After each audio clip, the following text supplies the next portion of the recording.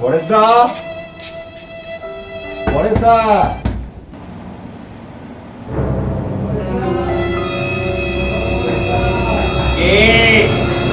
বাবু, আমার ক্লাব থেকে এসেছি, আপনি একটু আসুন। হ্যাঁ হ্যাঁ আসুন। আর দরজাটা তাড়াতাড়ি খুলুন।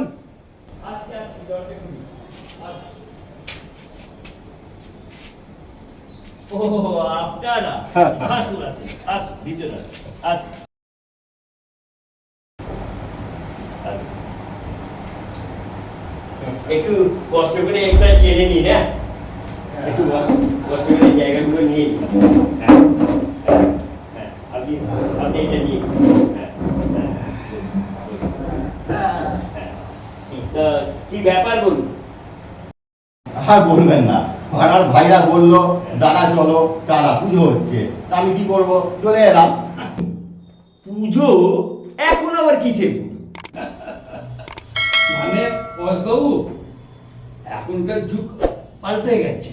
আচ্ছা, হ্যাঁ, হ্যাঁ। এখন ছেলেদের সবসময় এন্টারটেনমেন্ট, আচ্ছা, তো ওদের একটা এন্টারটেনমেন্টের জন্য আমরা ইঁদু পুজোটা করেছি।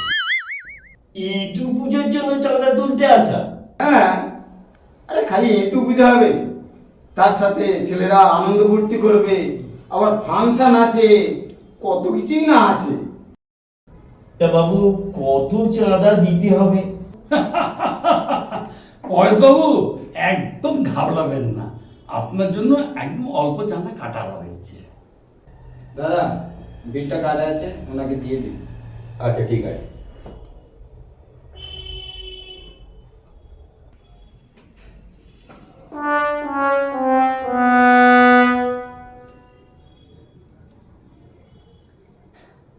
এ ৫,০০০ টাকা?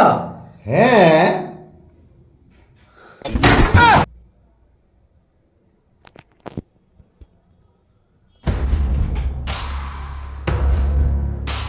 এই, কি হলো রে? মনে হার্ট অ্যাটাক হয়ে গেছে। চাঁদা নিতে এসে দেখছি মারা যাবে, পুলিশকে সামনে গেলে যাবো। এই, দাদা, চল, আমরা একটু পালাই, তাছাড়া কিছু করার নেই, জানিস তো? ঠিক আছে, হ্যাঁ, ছেড়ে দে। চল, চল, চল, চল, চল, চল।